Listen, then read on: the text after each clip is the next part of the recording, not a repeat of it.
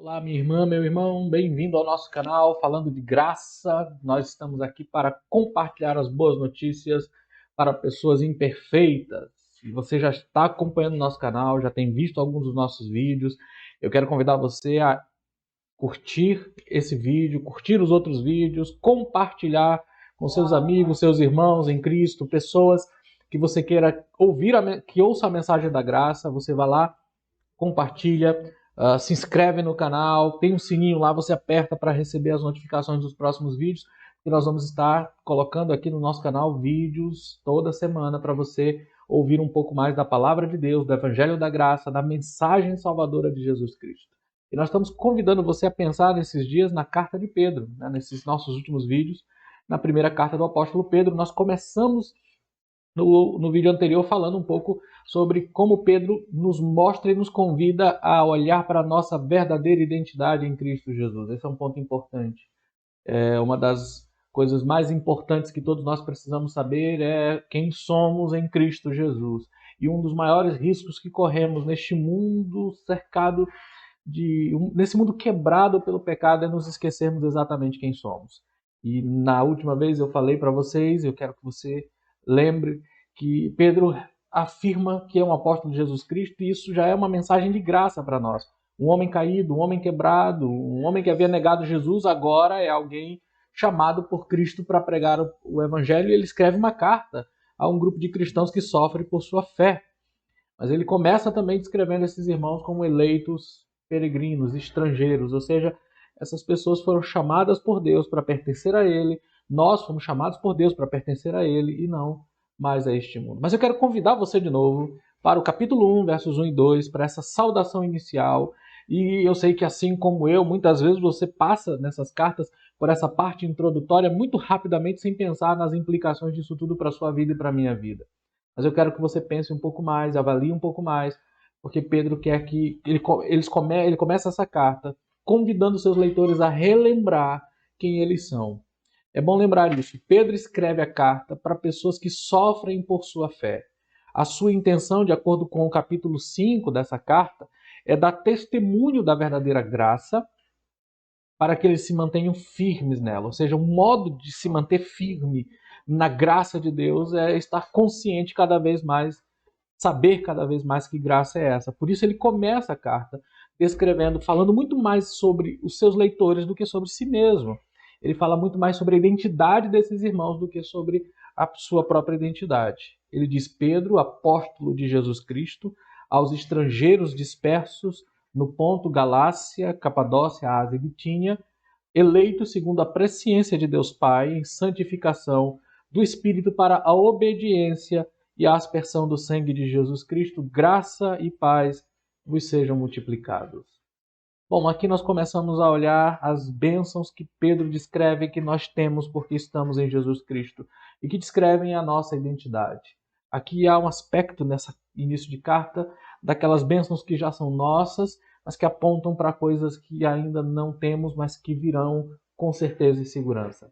Agora, veja, se você receber essas bênçãos, se você tiver consciência de que essas bênçãos que Pedro descreve aqui são suas, então você vai acalmar e tranquilizar o seu coração.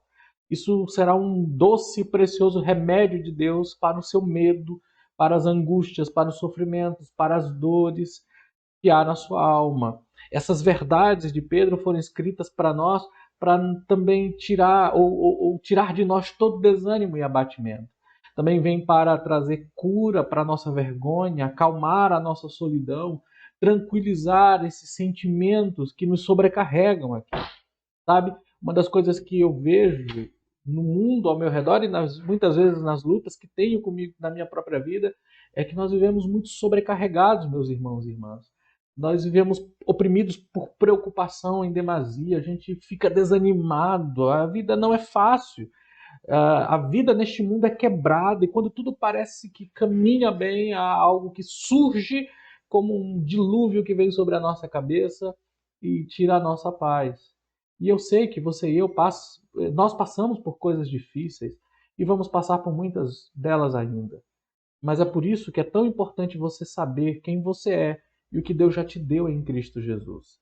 E Pedro começa essa carta lembrando os irmãos do que eles são e do que Deus já deu a eles. Ele começa dizendo: vocês são escolhidos segundo a presciência de Deus Pai. Por presciência, Pedro, desculpem, quer dizer simplesmente que Deus tem um plano para esses irmãos.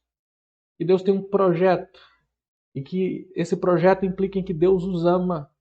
E ao amá-los, ele colocou sobre eles, na vida deles, a sua eleição. Deus os escolheu com base em seu amor apenas e com base em um plano que ele tem. Um plano que ele estabeleceu para o futuro dessas pessoas. Essa é a primeira coisa que Pedro quer que eles lembrem. Muito antes de começar o universo, muito antes do mundo existir. Se você é filho de Deus, preste atenção nisso. Deus estabeleceu um plano. A sua história foi escrita no livro de Deus. Ele conheceu você desta maneira, ele colocou seu amor em você, ele escolheu você desse modo para ser dele, para pertencer a ele. E isso é muito importante porque isso faz com que a gente aprenda que as nossas vidas, a nossa história, as nossas lutas, a nossa vivência estão incorporadas em um plano maior, um plano de salvação, um plano em que Deus vai libertar os homens de seus pecados para viverem para sempre com Ele.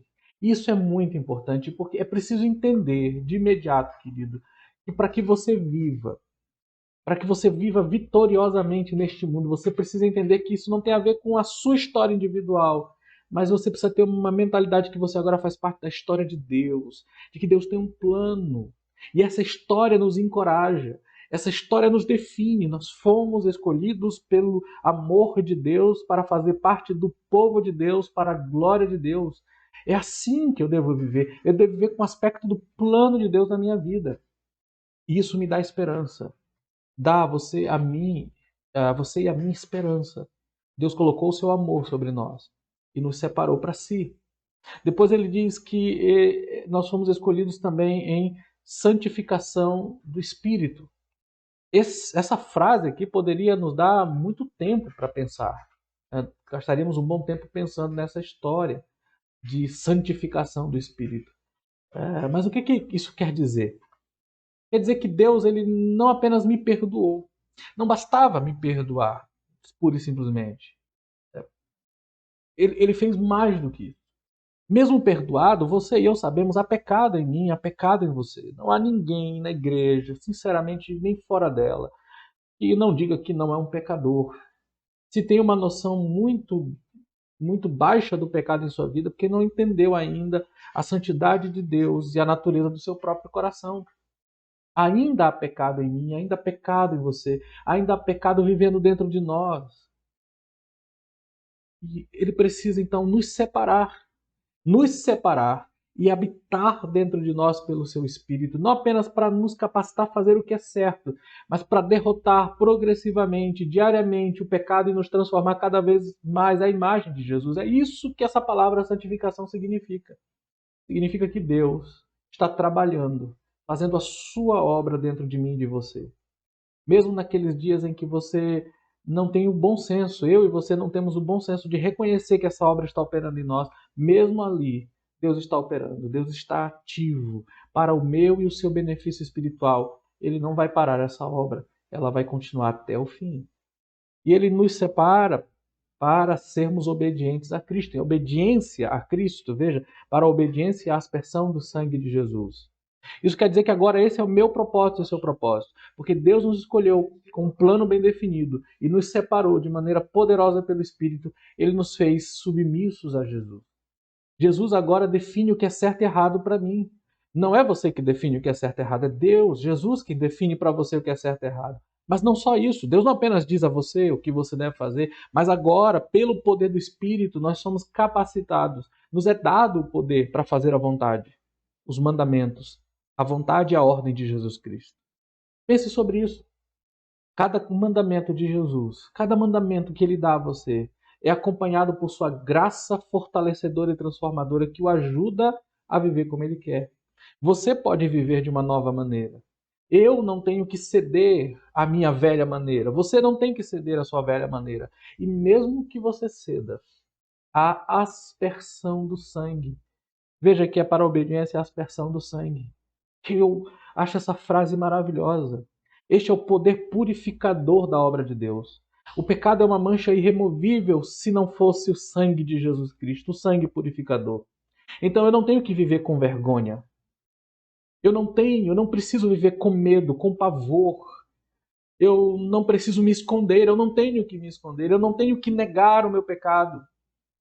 Na verdade, eu posso ir a Deus, quebrado, fracassado como eu estou, e saber que há limpeza, há pureza, há purificação, há perdão para mim e para você. Há perdão para nós. Nunca desista da confissão, nunca desista da convicção, nunca deixe de ir a Deus quando você fracassar. Ainda que as pessoas olhem para o seu fracasso e desprezem você e o tratem com base no último fracasso que você cometeu, Deus nunca faz isso com você. Quando você vai até Ele, há um poder purificador emanando da cruz de Cristo para ser derramado na sua vida. Há perdão, perdão, perdão diário para você, constante e intenso. A graça abundante. Olha que coisa maravilhosa. É isso que você tem. Essas são as bênçãos que são suas em Cristo Jesus. Pense sobre isso. Deus planejou algo maravilhoso para você e te escolheu para isso.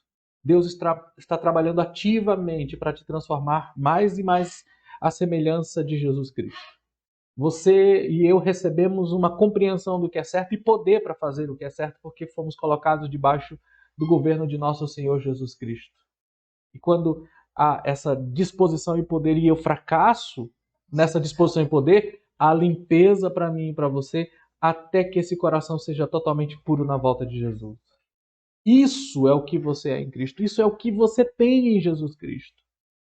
Pedro começa, e não é à toa que ele começa assim. Por isso ele encerra essa parte dizendo que para você viver plenamente à luz de tudo isso, Deus estará multiplicando graça e paz sobre você. Graça que são todos os recursos que ele tem para te fazer viver para a glória dele e feliz nele. E a paz, que é o bem-estar de estar corretamente relacionado com Jesus, sendo perdoado, aceito, amado pela graça. Tudo isso é meu e seu. Se você crê em Jesus, isso é verdade sobre você. Veja que mensagem maravilhosa. Como é que você se define?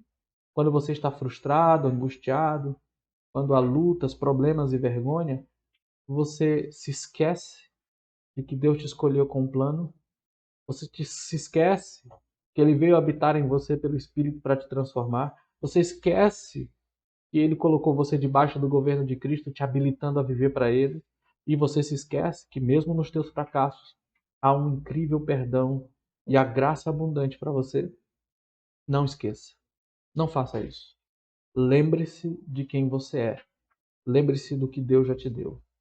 Essa é uma mensagem libertadora para você. E se você tem sido abençoado com essa mensagem, comente aqui, comente nesses vídeos e compartilhe com pessoas para que essa verdade da graça de Deus seja espalhada por todos os cantos deste país. Porque nós temos sim, a palavra de Deus tem sim boas notícias para pessoas imperfeitas. Por isso nós estamos aqui neste canal falando de graça. Que Deus te abençoe em nome de Jesus Cristo.